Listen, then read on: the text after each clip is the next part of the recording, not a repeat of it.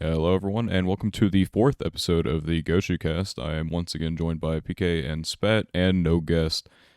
And today we have the topic of anime music. It's a pretty broad topic, I guess, and so I guess we'll figure out where to go with it. I don't know if any of us really have any ideas on where to take it, and so I'm going to shove it onto PK so I don't have to.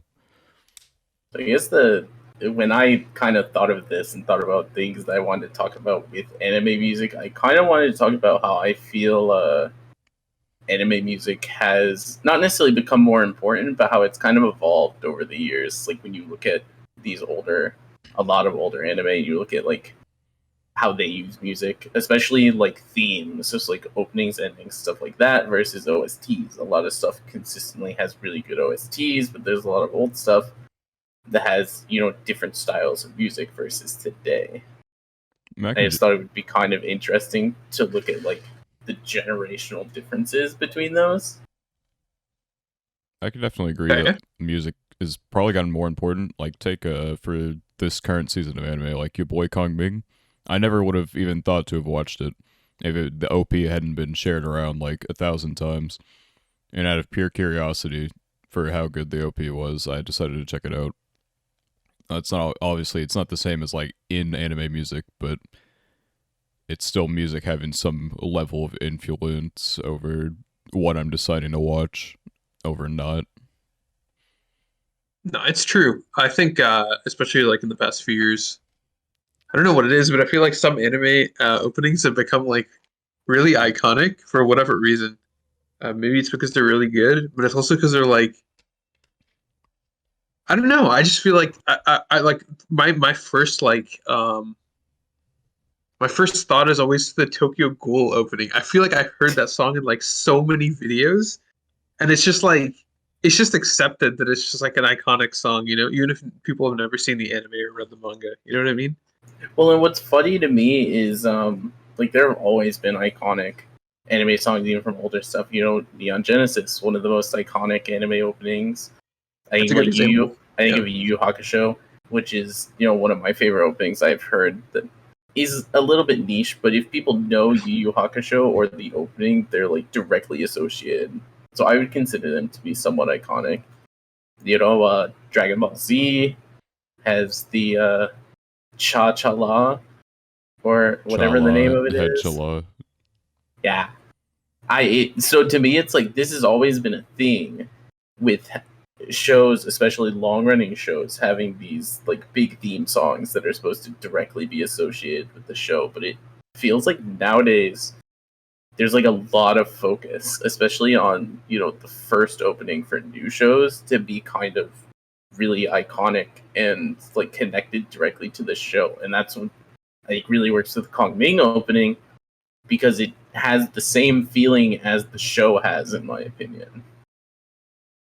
Yeah, I think like meme culture as well. Like Spat just mentioned Unravel from Tokyo Ghoul or whatever. Yep. But then there's stuff like Renai Circulation got turned into Everyone Circulation, if you've never heard that one. The Bakemonogatari opening.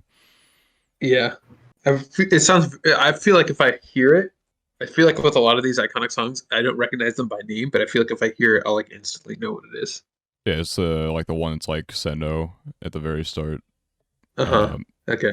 And then more recently, kind of like a few years ago or whatever, the Blend S opening, like the Smile Sweet Sadistic one. Yes, That that's got a used meme in, one. yeah, that one got memed in like a pretty good amount. Not that I didn't watch the show because of it, but I at very least know the show exists due to the meme, or otherwise Dude, maybe I wouldn't have. I feel like that show is like such a Daniel show. I'm surprised you haven't seen it.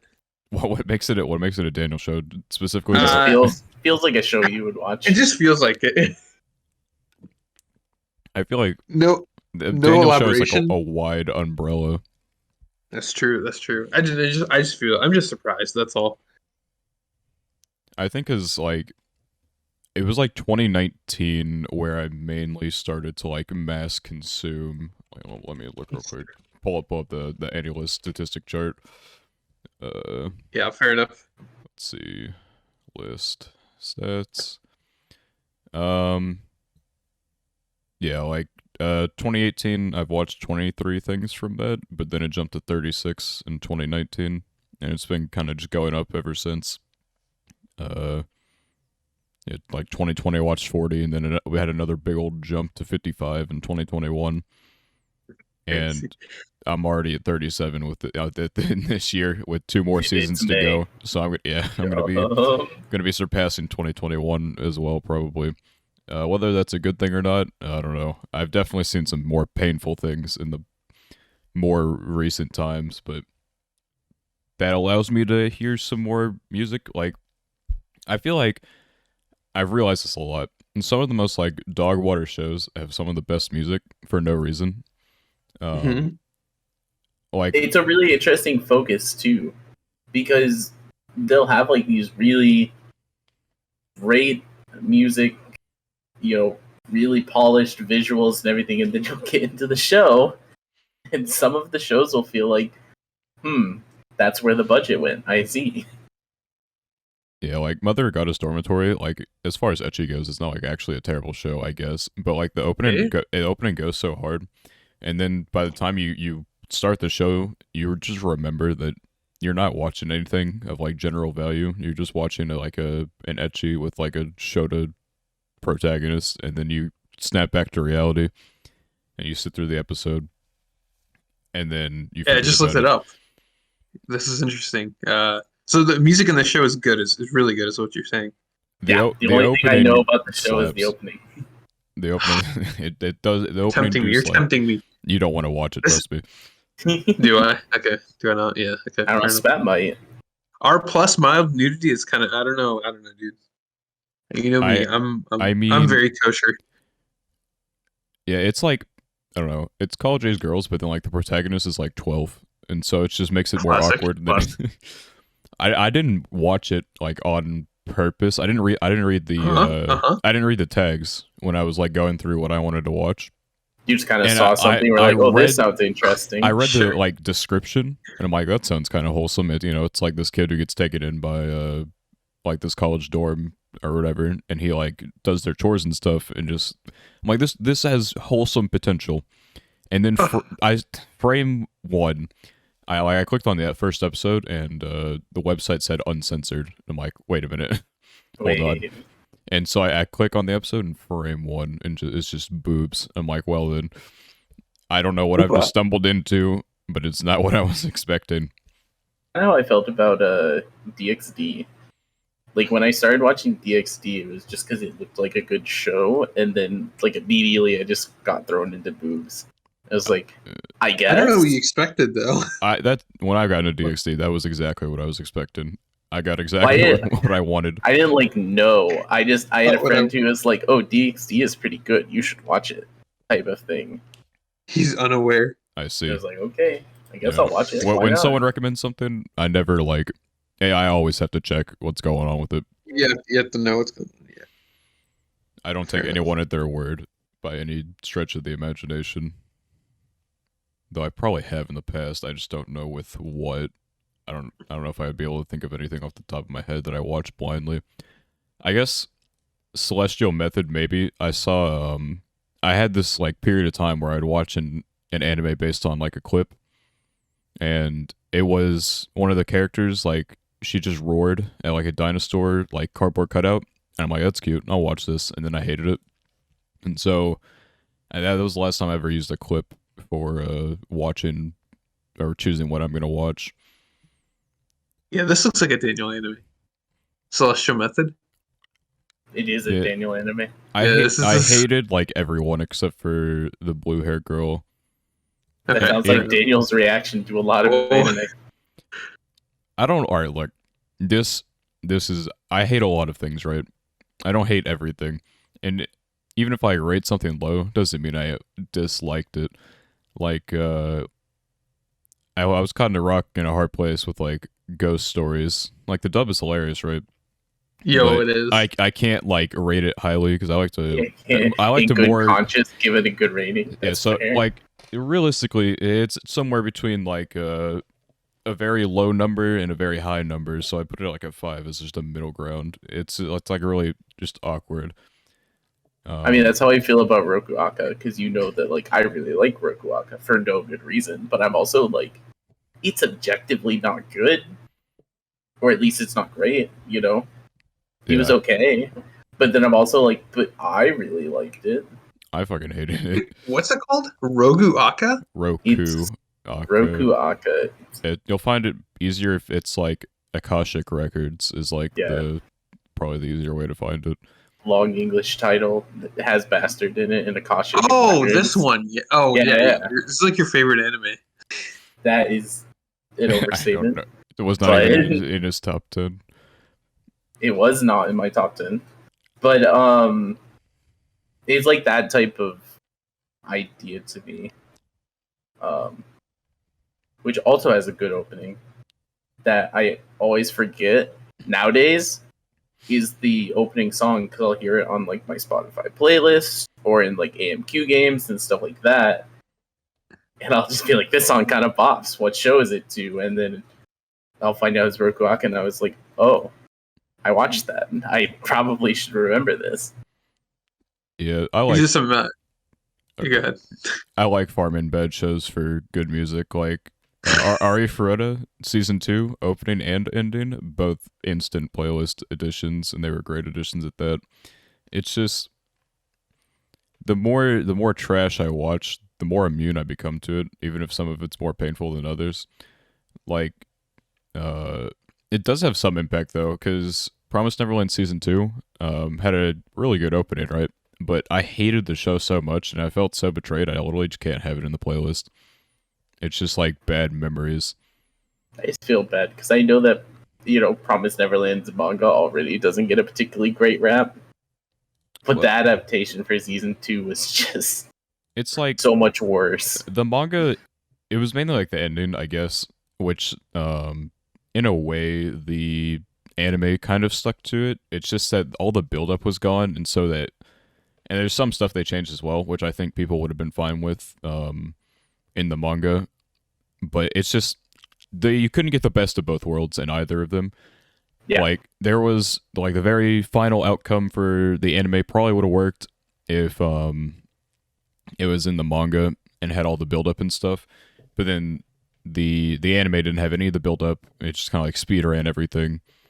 I know I was really disappointed because like some of my favorite characters in the manga just never got to show up, and I thought that was just really lame.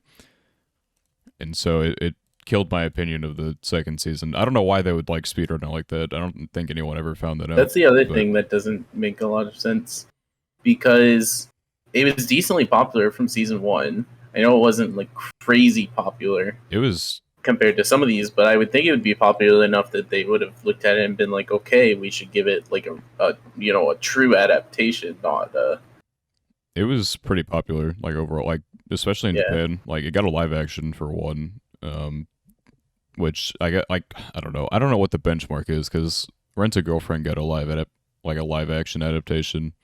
I mean, Rent a Girlfriend is very popular, dude. It's based. I fucking hate the manga, dude. But we're not here to talk about the manga. Back to anime music. But going back to the music, the Rent a Girlfriend opening is a banger. You can't deny that. Rent a Girlfriend, you can. It's fine, but it's a banger. Rent a Girlfriend opening is kind of a great example to me of just like how, on a consistent basis, openings today are really good. Like, down the line. I remember Daniel and I were just listening to random openings from this season while we were playing like AMQ games, and I was like, damn, these are kind of all bangers. And then I think back to like, 10, 15 years ago, and a season would have like, a few bangers, like one or two, and then have a few sleepers, and it just, it feels like, especially openings and endings, songs are getting better and better every season on a consistent basis. Yeah, I don't know if there's anything from this season opening wise that I'd have to think about endings. I don't know. I don't think I even listened to all the endings, but opening wise, I guess Tomodachi Game is like the only one I really don't care for. I know Lugia I think Tomodachi Game he's like is a banger. I think the singing is well done. I just don't like everything else about it. I think the anime may sour my opinion a little bit on that, but I'm still pretty far behind on it. Like, some people say it's gotten better, but like, I don't know. I'm so far behind on things. It's insane. Like, I think I specifically, like certain things I'm very far behind on, while others I'm caught up. I think I watched the first 3 episodes of Tomodachi Game and was kind of under the opinion of, I can see why people would like this, but I just can't do it anymore. And I feel like those first 3 episodes, even if it gets better, it's made it pretty clear what type of show it It's is. Squid Game with Bob the Builder. Bob the Builder Squid Game, yeah. And without, Dude, like... it's yeah. literally Bob the Builder. You can't tell me otherwise. That's exactly what I said when I saw him, dude. It's also, like, he's terrifying, like, in the actual show. Like, the whole they use, like, full 3D for him. I'm like, he's just so out of place already. It's just not work at all. It's literally like one of those, like... It's like one of those, like, horror, like, child things. You would say, why do we play a game? It's Like, actually him. it's like a Chucky doll. Yes, exactly. That's exactly. Which, while I do love when shows have a good mascot in there, this is a bold one. Mainly because I don't know how you would go about marketing a character like this. You just slap it there. Everyone's terrified. I don't know. The Japanese, I feel like, are much more, like, forgiving when it comes to art styles. Yeah, that's true. Like, well, it's also because I guess I think of, like, mascots are really cute or cool, or even, like, scarier than this one to me. Scary, but like an actual horror way, not just like an uncomfortable, like, he, like, I could see this doll mascot thing getting like 20 to life for undisclosed reasons type of thing. Yeah, it I don't know. It just feels like it's kind of trying to get the best of both worlds, or a few different. And to me, it just kind of is lacking in any of the areas that I would want it to go towards. Like, I think of from Fairy Tale, like, happy, cute mascot, for example, but like totally in one direction. And I'm like, okay, that's based. I know what type of mascot this is. Cool. Yeah. Anyway, back to music again. Music. Music. A lot, probably. Sounds. I think that's fine. Sounds, musical notes that please the ears. I guess we could go like some of our like favorite music in anime. For me, I think it'd probably be a tie between 86 and World End. Maybe Clannad as well. Clannad just has like a generally based OST. I don't know, it's tough. There's some songs I definitely put like high up there and others not, but I think World End and 86 have like consistent bangers. And it's not just like that the music sounds good. I think it's how all three of those shows use their music. Which, like, it's not hard to do music well, but I think it's hard to do music extremely well. I think it's hard in the sense that, like, you don't notice when the music isn't done well, but I think if it's done well, you, like, really, really notice it. You know what I mean? It's like, it's kind of like a background thing, right? Like, it just enhances your emotions so much more. I almost feel like the opposite. I think if music is done really well, I'm like too entranced in the scene, especially emotional music, right? Like, I'm too entranced in the scene to really notice it because it becomes a holistic experience, right? Oh, I see what you mean. Okay, sure, yeah, I agree. I mean, yeah, it's just like I'm saying. What I'm saying is like it like enhances it in the background. You know what I mean? Just like it's not something you notice overtly. It's like it becomes like a holistic thing where it's just like everything just becomes better just because music is good. I think I'm somewhere in the middle on those two opinions. Whereas, like you said, Spat, that like you won't notice if it's like not done well, or PK says you won't notice if it's done really well. I think I notice if it's like really bad or out of place, and I'll definitely notice if it's really good. It's just like the mid tier of like, this is good, this is normal, and so my brain just kind of accepts it. That when something slaps really hard or when something's out of place, I'm definitely gonna notice it. Like, the detective is already dead. I've said this probably before, that it tried to be something that it wasn't. and it suffered for that. And in one of the scenes, even like when it attempted to, when it had a chance to like maybe be what it was attempting to do, it just there was like fuck, I don't even know how to describe the music. It's been a while, but there was like a really tense and emotional scene going on, but there was like slightly upbeat music in the background for like no reason. So it's just like a poor directing choice, and I noticed that, and it bothered me a lot. And then like 86 Part 2, I won't go into spoilers for that, obviously, but um, it was the second time Voices of the Chord got used. And the first time it got used in Part 1, I didn't really ever notice it. But then when they used it in Part 2, it was just one of those it was a moment where it really stuck out, and it enhanced an already great moment to like even greater heights. And I think that's when 86's music got like solidified as some of my favorite. I'm, Well, I'm now like, that's also a bit of a style choice too, because I think 86 with Voice of the Chord specifically is like really into the idea of having those songs really stand out in those emotional moments. Yeah, like there's no That's dialogue over it. Yeah. At least like the big drop is when the dialogue stops. So you can like Like at kind the of end of take in the season scene. 1, when we have like the pseudo ending, where it's just like blasting the music and being, real dramatic and emotional and everything. It's like in your face about it. Like, here's this emotional song. It's gonna tug at your heartstrings with this moment. now I'm wondering, now that Daniel said it, I'm wondering if there are any situations where the music was really bad that it stood out to me. I can't remember, but I'm sure it must have happened. Bad music does stand out to me a lot, or like weird music, like what Daniel was saying. If I feel like the music doesn't fit the scene, I just kind of puzzled look. Okay, yeah. I don't know if there's anything in particular that else that I've ever noticed. I think along like eventually I've like grown as like an anime watcher from like I could watch anything and think it's the greatest thing ever. And now it's like I watch things and my average score is like under a 7.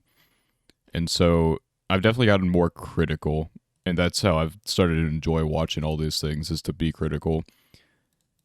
But in doing that, I think there's a lot of good and bad I've missed out on in a lot of animes by not paying attention to that stuff and just like consuming to watch stuff.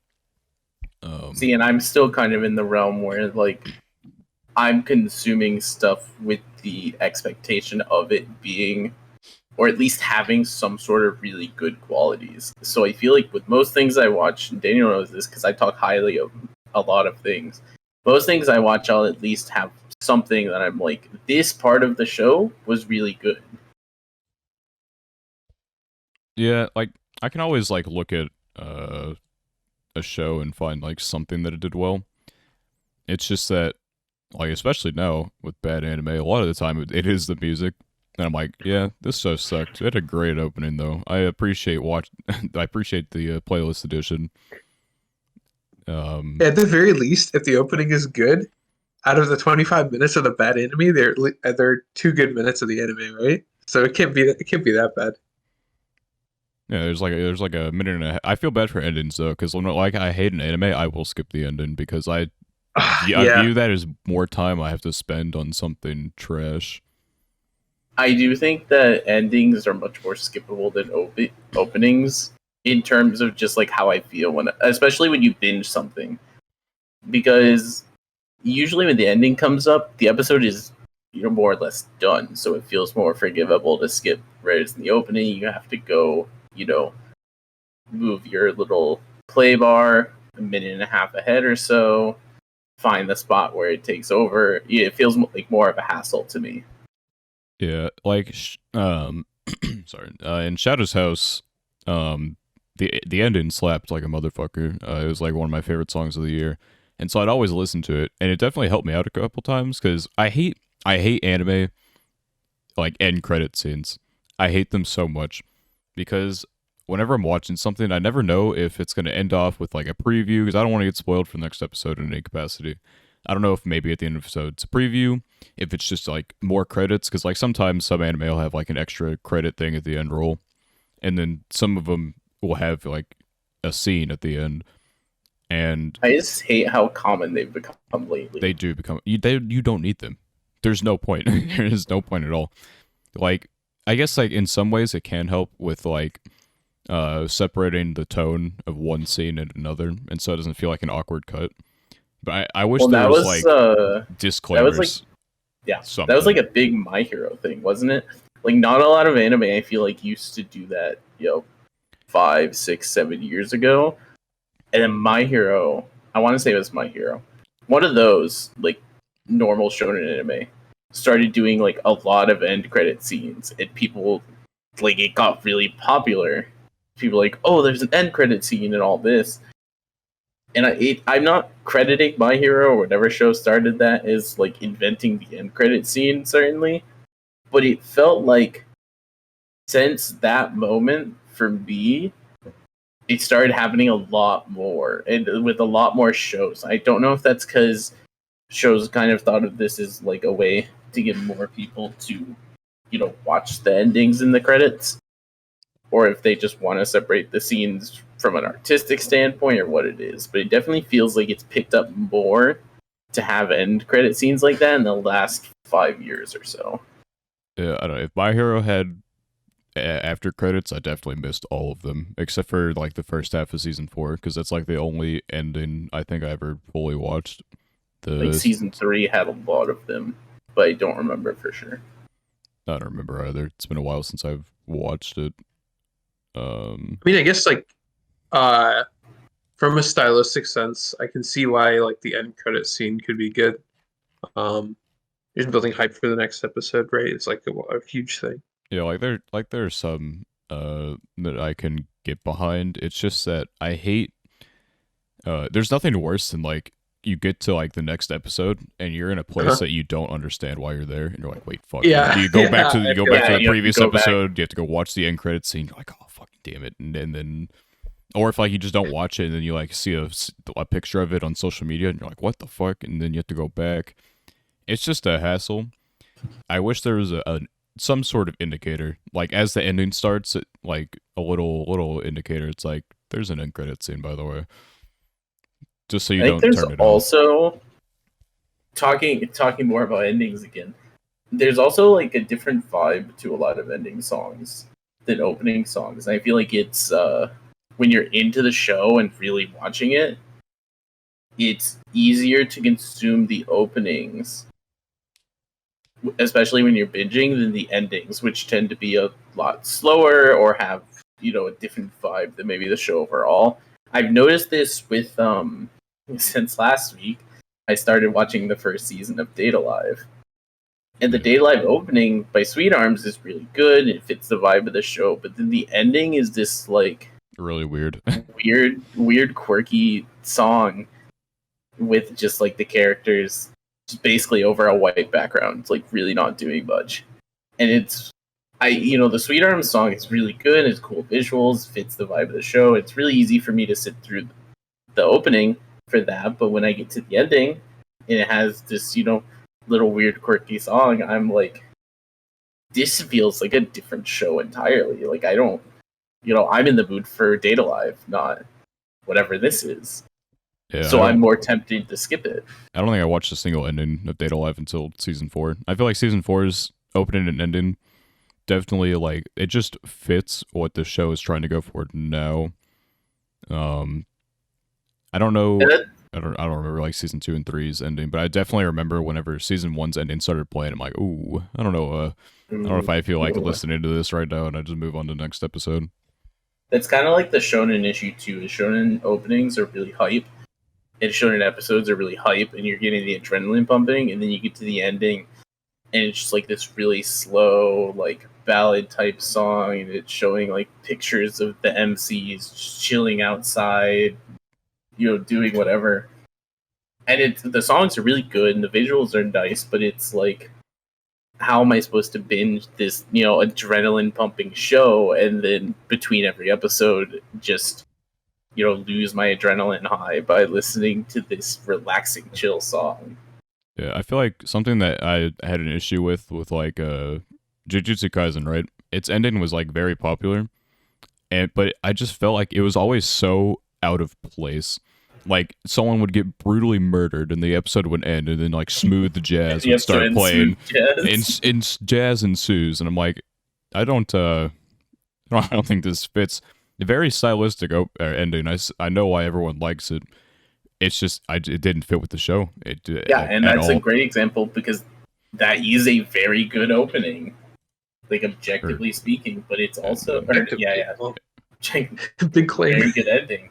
Well, music. There's no such thing as objective music. Yeah, I don't know about that one. There is. I do think that if something has reached a certain amount of popularity with the masses, there is some sort of objectivity. The masses. Oh, so you're just a sheep. I see how it is, yeah, PK. he's a part of the hive mind of society. I mean, that doesn't mean that I have to like it, but like, if a song reaches #1 on the Billboard charts for half of a year, who am I to say that it's a bad song just because I don't True. like it? You know? Despacito is the best song of all time. That's how I feel with like the Attack on Titan final season part 2 opening. Like it's like a really split on like whether people like it or not. Because like if you like the heavy metal stuff and the raunchy screaming, then you'll love the opening. But I don't really care for heavy metal that much, and so while I like the singing parts, whenever the heavy metal comes on, I'm just like, I really don't care for this.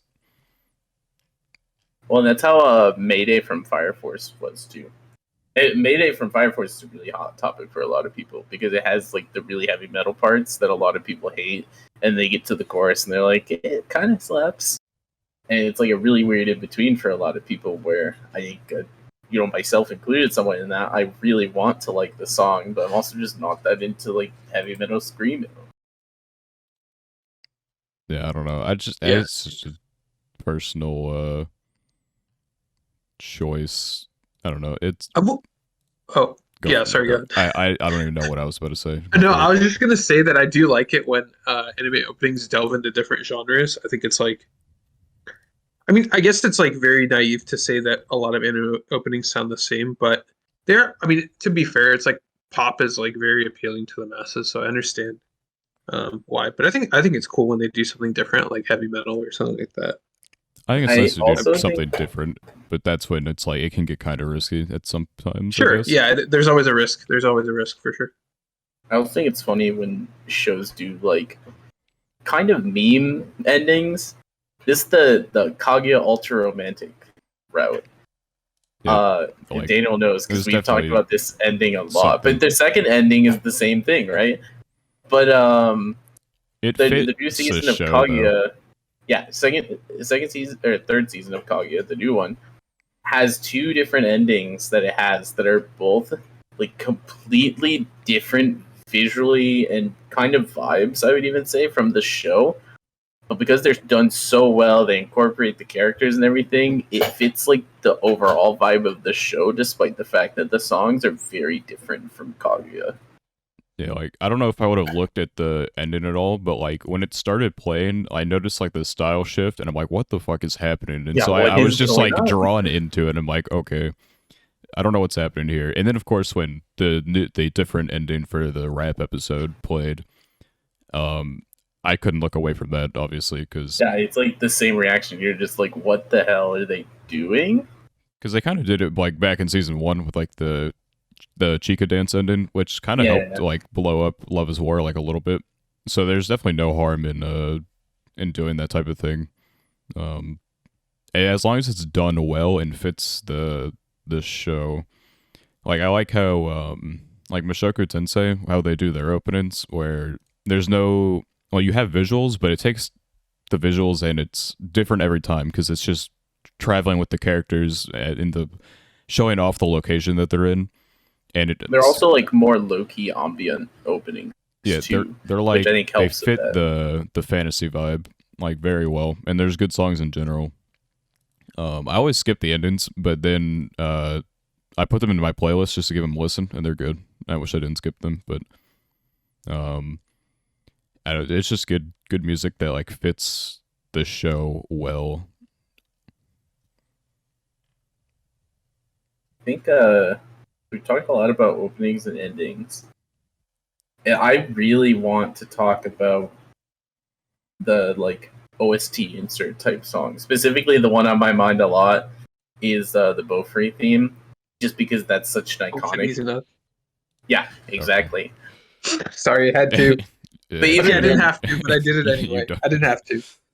but even besides that, like I'm a big fan of sports anime. One of the things that sports anime do really well is having like these core theme songs that will play, and the big dramatic moment where you gotta hit a home run to win the game, or score a goal right now, and they play these dramatic inserts, and it's I don't know. I just think it's really cool when shows have those iconic inserts. Like Yawamushi Pedal has an insert in it that plays during like all of the hype moments, and it's probably in the top 10 songs that I would most easily recognize from anime, just because it's such an iconic thing. In terms of OST, there's a lot of good OSTs. I have to like really think about like insert songs that really stand out to me though. Like It Invaded they had like one band basically do all their insert songs, and I think they did a really good job with that. It was Miyavi, I'm pretty sure, did all their stuff, and they never like it never felt awkward whenever they put it in. They just put it in like good moments. They didn't put it in too often either. So whenever you got like a good insert song, it was like a little treat for the episode. Um, I feel like you can't not talk about insert songs or music anime and leave out the bane of my existence in idol anime. Okay. What it I struggle to find the mass appeal. I guess it's like it's just cute girls do cute things, but you get like a concert every now and But then. you get a cool song. Yeah. And like as CGI improves, it's easier for them to do like the dancing and stuff. Like Q is not really an idol anime. It's like voice actor or voice actresses basically, which like they do have like voice actors do have to do the extra stuff. Like you can't whenever you're in Japan, it's more like an idol type of thing, especially just how like popular they are. Just makes more sense for them to do other things. Like you'll see a lot of voice actresses do openings, endings, and all that stuff, and they'll be a part of like uh, music groups and such. And Q shows that off. Q's not like the greatest show ever, but I think it gives an interesting perspective on like what goes on behind the scenes for some of these things. Like they'll be on top of all the voice acting work that they do, they have to like go to practices for dancing and stuff, and then they have to like do a live show maybe. Um. Anyway, getting back to like the CGI point, it got to like some concert scenes where it took me a second to like realize there's even CGI going on, and sometimes it's more obvious than others, but I think generally they did just a good job at it. And It depends on what era of those types of shows you are too. Because I remember watching the first half or so of Zombieland Saga. In the very first concert they do in Zombieland Saga, the CGI is absolutely horrendous. it's funny because like Mappa is like kind of like the top of CGI now, but like if you go I back know that to it like gets smoother, but yeah, if you look at like the very first concert, or the concert's not even the best way I would describe it, but the first like performance that they do in that, it's just really rough, and it's actually kind of fun to see how the studios have evolved with stuff like that. yeah, because I feel like that was definitely one of my like not that I cared for idol stuff much to begin with, but like when I look at these concert scenes, I'm like the music is good, right? But whenever it's like it'll be like CGI for like 10 seconds and it like switches to where it's not that hard to do 2D dancing, and so they'll do that and then they switch back. Um, I think part of the problem is because they fucking pump these idol animes out like rabbits. There's a new one every time you turn around. Um, and it's just like an endless sea, and they don't stop producing them, and so they have to just keep using CGI for everything. Well, the other thing with a lot of those that is like idol, I don't necessarily want to say idol culture, but you get what I mean when I say that, is like very huge in Japan. Yeah, no, And a it lot Yeah, of has been. these idol culture is the correct series, term. It's the Yeah, correct term. you're Yeah. using the correct term. a lot of these series that'll come out, 90% of the appeal to them is because these idols are in like pre-existing groups or games, and a lot of the songs they'll sing have already been out. So it's just kind of the idea of seeing Seeing these kind of characters like a come to little life. bit of life. Yeah, a little bit of life breathed into these songs and characters that people are already really used to. And I think for when I look at like back at the stuff like Zombieland Saga, for example, that's a good example. There's probably a lot of people that loved the Zombieland Saga, even though the CGI was kind of rough because they were also like hogging about the fact that these characters and songs existed in animation. Yeah, they still don't Not need as to the come out that standalone often, though. songs. I mean, seriously, every season there's a new Love Live, and eventually it's like, how much love can you live? Love How Live much- Superstar how much season love 2 can you next love? season, boys. I mean, if it has to be popular, there's no way it isn't. Like, Obviously, like then I think it's more popular it in has to. Japan than anywhere else, but obviously, like there's still like a market for it elsewhere. I don't know. I've just never really understood idol culture on like the level that Japan has it. It's insane over there. Like Yeah. VTubers and I mean, stuff. Like talk to man, get canceled type of thing. Like it's just You insane. love VTubers, Daniel. You're a big I VTuber guy. I don't know about that, but I don't Okay, right. I don't dislike them, but I feel like I've definitely gone through the phase more than some people have. Like I started off, I'm like I didn't really care about them, and then I started to watch like clips, and then I got dragged into the rabbit hole and watch streams every now and then or whatever. And then I kind of like fell out of it, and now I just watch clips on occasion. I do have a few I'm I mean, subscribed to, but it's just like it's a rare occasion where I'll hop into a stream.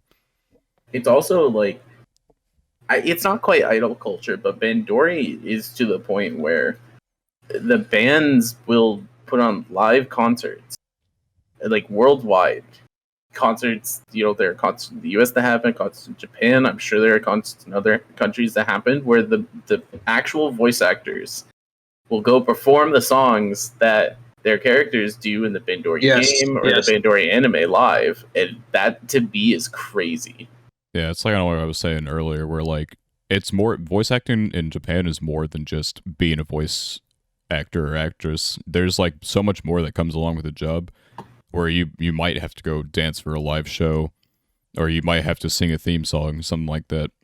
And I'm Yeah. sure that helps the cash flow a little bit when you have all these things. I wonder how that works as well. Like whenever they like drag a voice actress in to like do a song, do they get paid for the voice acting work for the show and for the song, or is it just like all under one umbrella?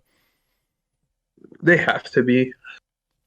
Well, I shouldn't say have to be. You never know how companies work, Yeah, but I would welcome assume to so. I would assume so. the corporate side of things. Because I mean, yeah, I don't know. Yeah, maybe. It's something we don't know, and I don't. I mean, we can maybe look it up. I don't know. I feel like contracts, especially like Japan, they're so like the businesses are so strict with things. There's no chance in hell I think they'd ever like release a contract detail of anything like Yep. that. And also probably be They- very hard for us to find in like the U.S. specifically. I wouldn't be surprised if the information existed somewhere, We but I probably don't just think can't read we it, could get access to it. Yeah,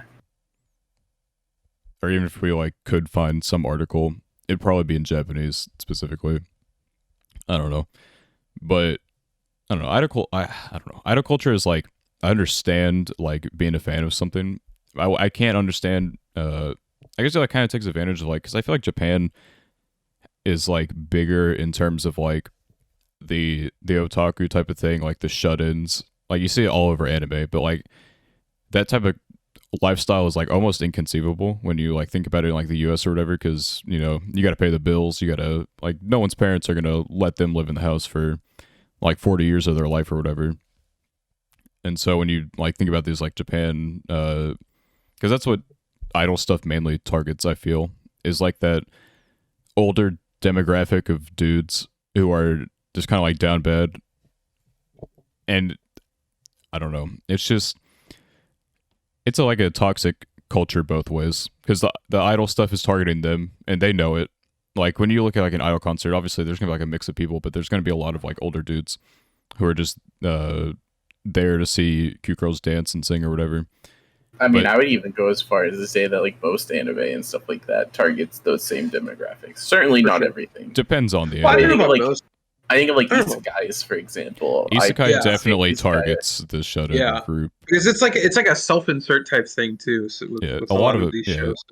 That's how like a lot a lot of authors can just like pump out the world's shittiest isekai or whatever, but it's gonna sell Let's well go. just because these like shut-in people are like, this is the greatest thing ever because they're looking at He's themselves just like in me. that I'm situation. Subaru.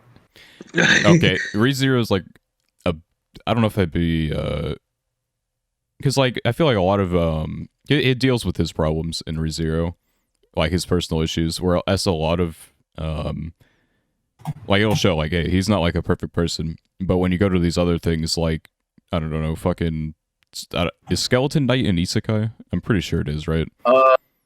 Yes. So like you have like something like Skeleton Knight. I haven't watched it, but I assume he's like Giga Chad in that world or whatever. It doesn't like focus on. None of us have watched it. I have to like look at. I watched an Isekai. episode. Um. So Skeleton Knight, from what I know, episode 1 is he's isekai'd into like his favorite RPG game as like the character that he played in the game. Okay, With like the inventory and all the levels and everything that he had when he played the game.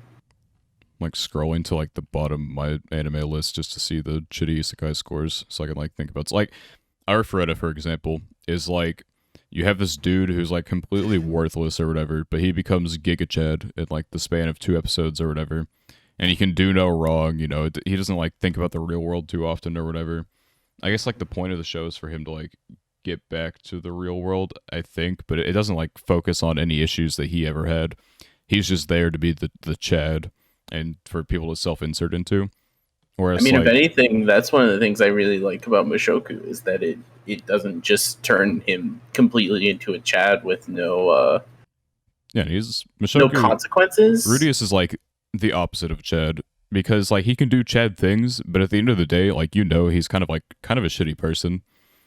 Like I haven't gotten to the point where like Subaru at this point, like I've watched and read enough for Zero to know that he's not like the perfect person, but he's a generally good protagonist. I haven't gotten to that point with Rudius. I just can't. I can't look I at think him. I'm still at the point with redeem Rudius that I was with Subaru the end of season 1, where it's like I can see that he's going in a direction that will probably make him grow to a point where maybe I don't dislike him as much, but also objectively right now he's just still kind of 80% the shitbag that he was when he came here. I think where he left off at the end of season 1 of Mushoku, it was like where I want him to be going, but definitely, I don't know. I've heard like there's some details in the novel that like would change my opinion, but I don't know if those are true or not. And I guess I'll get to that one day because I'm gonna read them eventually. It's just it's really hard to get your hands on these physical novels because of how popular the show is, and then COVID and stuff has like killed supply lines for that type of stuff. Also, a lot of shows don't have like readily available translations still. Yeah, like for Bokutachi no Remake, I really want to read the novels because whether or not I like the show a lot it depends on the context that comes up at the end of it's either novel 4 or 5 that they adapted to, but something that happens at the end of the season and it doesn't really show much of it's the inner dialogue that matters so much in those moments where I don't know what this character's thinking because they don't have the time to tell me because it's an anime. But if it's in a novel, I get to know the context behind his decision, and it's either he is an idiot or the author. If he didn't think anything of what he did at the end of season 1, then it's just bad writing. But if he did, then it's like a bittersweet type of thing where I can understand the direction. But anyway, anime music, right, guys? Listen, this is like the 5th time that we've gone off of music and then be like, so we were talking about music though, right? I think it's interesting that music is like led to these type of discussions. Though that was like we dropped it's kind down of like expected, a couple rabbit holes, like starting from idol holistic culture into experience. isekai into character writing, but now back to music. I don't know, because like I guess back to idol culture for like a second, but there's like a big shakeup in like the industry or whatever when I can't remember the dude's name, but he was like the voice actor of some pretty popular characters like Draken from Tokyo Revengers. He was Anos from Misfit of Demon King Academy or whatever, and he had an affair, like, and his wife was Lisa, and obviously she's like one of the most popular people in Japan. So that was a big no-no for him, and he got dropped from like a lot of these shows. Like Tokyo Revengers gonna have to replace him. Misfit already did replace him. It's just one of the, like, and in America, if that happens, everyone's like, classic, like, insert shitty mumble rapper number 3,578. Tatsuhisa Suzuki. Yeah, so That's the name. yeah, he got into hot shit with that, and it's like, I mean, I do think like on some level, like there should be repercussions for being a piece of shit, but like if you're gonna do that in Japan, especially like if your wife is Lisa and you're gonna get caught cheating on her, you're just fucked. There's nothing you can do about that because you're gonna get mauled. Like if a VTuber can't even like talk to another guy, like imagine what happens when the top idol in like the fucking country. I don't know if calling her. I guess idol's the right word. Top idol in the country, basically, or one of the top. If you mess with that, like you're gonna have people all over you, and these companies are gonna have no choice but to take action against that. Speaking of Lisa, it's also just interesting to think of, especially for us being just kind of somewhat average Americans who watch a decent amount of anime, having these specific artists like Lisa that are iconic enough to us outside of Japanese culture to still have like a somewhat of a big connection to the name. Aimer is another good example I can think of too. Yeah, like I'll recognize these names. I just I don't have like the exact same connect. I don't care for. I like music, right? But I don't like go that deep into it. Like I'll never attend a concert in my life, probably. Really? Yeah, Like for anything. I can't think of anything I'd ever like attend a concert to or any artist. I've been to a few concerts, but I think it's concerts themselves to me are a more fun experience than maybe the specific artist, unless you're really into someone. It would have to be like a really like low key type of concert where there's not like too many people there, and it's more of a vibe than like like a Travis Scott concert or something where everyone is a hooligan and like stomping on each other. I went to a K-Dot concert 5 or 6 years ago, and that was pretty hype. It's also like a difference in personality, I guess. Like I don't generally like there are two things I hate in this world, right? Large amounts of people and stupid people. And unfortunately, there are large amounts of stupid people in the world. And there are a lot of stupid people that go to these concerts. Not that like I feel like rap is one of like the bigger things, but I don't really care for it that much. And so I don't know. I don't listen to the radio either, mainly because every time my car breaks and I have to get it fixed, the radio has to be like reset. And turning that thing on and like getting it set up, I don't know how to do it. I've literally like just hit the switch in like random directions. It's a really weird radio. But the fourth time I just gave up. Today in the day and age of like Bluetooths and all of that type of stuff, I just feel like listening to the radio is just kind of obsolete at this point, especially for me. Like I can get 100% of my listen time while I'm driving dedicated to music if I just turn on my Spotify. And it'll be music that I know I'll like and I'm interested in, as opposed to the radio where I might go to a station where I should be interested in stuff, but there's still a chance that they, just drop something mid that I don't care about. I think the issue for me is like whenever I like my commute to work isn't very long, so I have no reason to like set up my phone and all these other things. Mm-hmm. I also don't I think the aux would be connected to my radio that I don't know how to work. And so there are all these settings that I don't know how to function. Issue. And so I'm like, I'm just fucked.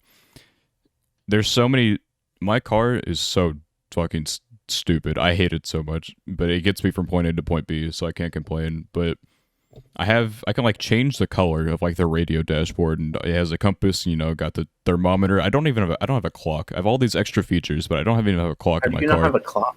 Oh my god, one of my friends had his car had a clock, right? But it was an analog clock. I don't even have that. I don't have digital or analog. There's no time telling device within my car, and it's so weird. I can't imagine not having a clock on like my car monitors and everything.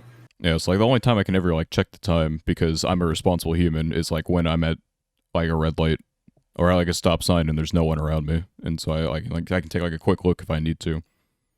Not that it's like the most important thing ever, like all the time, but like sometimes maybe I do need to check the time, see if I gotta like break the law by 5 more miles or something like that, you know. So what do you do when you need to like GPS places? I take my phone and I take GPS on the sign. I turn the volume all the way up. And you listen to the voice commands. And I listen to the voice tell me when to turn. Like yesterday, I went to a friend's apartment and I was listening to the GPS, and it neglected to tell me that my turn was going to be coming up, and so I'm like probably 20 feet away from this turn or whatever, and it's like turn left. I'm like, oh fuck, and I have to like speed run checking my mirrors and stuff like that, and like just I don't know. I'm sure the people behind me had to slow down a little bit in response to me needing to turn left. I just got really lucky that I was in a situation where I could do that. I don't know. It's hard to rely on it because I can't look down at my phone, especially where I have to place it to like make sure that I can hear it and that it doesn't like fly off the seat. Wait, Daniel, I have a big question for you. Would you attend a concert if it was like a private concert, just you? That'd be so weird. I don't. Would you attend a concert if it's a virtual concert? Absolutely fucking not, dude. The Fortnite concert, like I would. Well, we just got you. Nobody said it to Fortnite. We just got you to download Project Sekai. There are virtual concerts in Sekai. I give you about I give Project Sekai about a week before I either just get bored of it or despise it. We'll see. I will say this: the UI is like passable. I can respect it. I think it's like my big thing with a lot of these like games and stuff. Is that the UIs are like the more simple it is, just the more I'll like it, and that's why I've been with Precon for so long. Is just that like I don't have to think. I just click like these big buttons, and there's not many of them. There's like 4 big buttons I can press, and it takes me to everything I need. Instead of having to like open one menu that's like 20 drop down items and choose between them, and then have to like choose stuff in that menu. Anyway. So comparing, because it is kind of anime music, Sekai's UI to this screen, this is I think the worst UI in the like rhythm game gotchas is from Idolmaster. Oh yeah, that's abhorrent. Looking at no lanes, the notes you can't even see in this picture because I'm not playing like a GIF of it, but the notes don't come straight down towards the face that you're supposed to click. They like come at an angle. Yeah, I can see from in the background, like at the angle or whatever. That'd be really bothering. I watched Toshi play this for a bit, and it's just I don't know. Speaking of like the UI of all those games, some of them are really good and some of them are really bad. I think Bandori's was bad. I don't remember exactly, but like I remember not hesitating to uninstall that game after playing the tutorial. I think Bandori's like average compared to a lot of the ones I've seen. I don't know. But so I guess the last thing that I can really think of with anime music is, do you find yourself listening to anime music a lot outside of watching anime, and in what kind of settings? I listen to it like exclusively at work at this point. I just got bored of all my other songs, and it's like I find it really hard pressed to like find music I actually like in terms of like English, which is like I don't know, maybe it's kind of weird, but like I just got bored of all these other artists, and a lot of modern music is like I now understand after listening to Japanese music how people who listen to mumble rap unironically feel. It's like I don't understand anything that's being said, but it sounds nice. And so with a lot of modern music, I can I have to listen to these lyrics, and they are abhorrent most of the time. Yeah, you know? Sometimes it's almost like sensory overload because you're thinking about what they're saying and also listening to the music and also, processing the song as a whole. It's not even just Whereas that. with a lot of Japanese music, it's just kind of, oh, this sounds bog, and the voice almost comes like another instrument just by itself. Yeah, I agree on like the Japanese part, but like when it comes to like the English, like if the lyrics are trash, I'm gonna realize it. Like generally, if I can understand something, I want to like the lyrics need to be good, and I just don't get a lot of that, and so I get bored of a lot of English artists pretty quickly. But Japanese, I can understand like every like maybe 30th word, and so it doesn't matter. It just sounds nice and it pleases the ears. Though I have been listening to less music at work, I guess, and delving more into like podcasts and stuff. Just because there's only I can only listen to these songs so many times before I'm like, okay, I just need like a break for a little bit. Like this sounds really nice to the ears, but I need something else to stimulate the Yeah, I brain. found after like two maybe 3 hours of listening to music, I'm usually just like, I'm good. I need almost fresh air for my ears. Yeah, like going through 8 hours of work, like listening to anime music can only take me so far, and so I definitely need like a different type of stimulation. I think I've also in the past found a lot of anime and Japanese music to be really good to me for studying because I'm not trying to like subconsciously pay attention to the words or what they're saying in the lyrics and everything, which I found was an issue I would have a lot of times when I'm studying or reading a book or something. Is that I'm reading words and I'm also hearing words, and my brain sometimes wouldn't process those things correctly. So I Yeah, would just get really confused. I can't I can't study and listen to even if it's like no lyrics or anything. It just has to be me and my brain looking at things if I'm going to study or like do work of any kind. If I have to like my job is one thing. My job requires zero brain cells. I just do at this point. I've been doing it for almost 3 years. It's just autopilot, and so I can have other things going on, and I don't need to think about it. But I'm doing like schoolwork or something like that or studying. I can't have these. I don't know if I'd say I have like not hypersensitivity. I'm definitely more sensitive with like um if too much is happening at once, I definitely handle it a lot less and like things irritate me pretty quickly. I'm the So same way. so Yeah. if like these songs like get in the way of my thoughts, I'm like, all right, fuck it, whatever. I can't do this. I just Yeah. need silence. Me and the little voice in my head can figure it out without the music. Just bad. No, Do you I'm listen? I'm the same way. I'm the same way. Yeah, it's just like a sensory overload for me. I don't know what it is, but yeah. I don't know, I also because think I almost feel like when I study and stuff like that, I need something else to keep me from being like I need the music or something along those lines. A podcast would probably work, but something to distract me from the other distractions, so to speak. Because I can still study while I listen to music, but I can't study while I'm fucking around on my phone or watching a show or something. I definitely can't turn a podcast on like during studying because I'll be like, or doing work. I'll just be like typing, but then like maybe the podcast is talking about something interesting, and so my attention is like my brain's like, dude, you gotta go check this out. Fuck what you're doing, Yeah, and so podcast was a bad example I'll for just me to like say. stop, or if like the good part of a song comes on, I have to like stop and appreciate what I'm listening to. It's just there's too much going on, and I can't let my brain attempt to autopilot these types of things. Because the human brain, like as I've learned while playing Project Sakai, the human brain is a load of bullshit. Um, it's such a complex tool, but it doesn't work the way I need it to most of the time. Like I'll be tapping these rhythm games or whatever, and I'll be like, you'll be tapping like one rhythm. It'll be like a chain of like the exact same motions. But when you get to the end of that chain, you visually you're supposed to do something different, but your brain is like, what? We were doing that pattern thing. Surely we have to keep doing that. And so I don't know. It's just little Papega. Vega. But yeah, Yeah, Papega. just a bit Papega. Bit Papega. But anyway, we were struggling for words, but we have hit the hour mark, so I think we're good to end here. Unless I love anyone has, music. you love music, understandable. I love music sometimes. Um, I think I like music when it's paired with things like I I've talked to Daniel a lot about this, but I really like openings in anime having good music that also complements good visuals.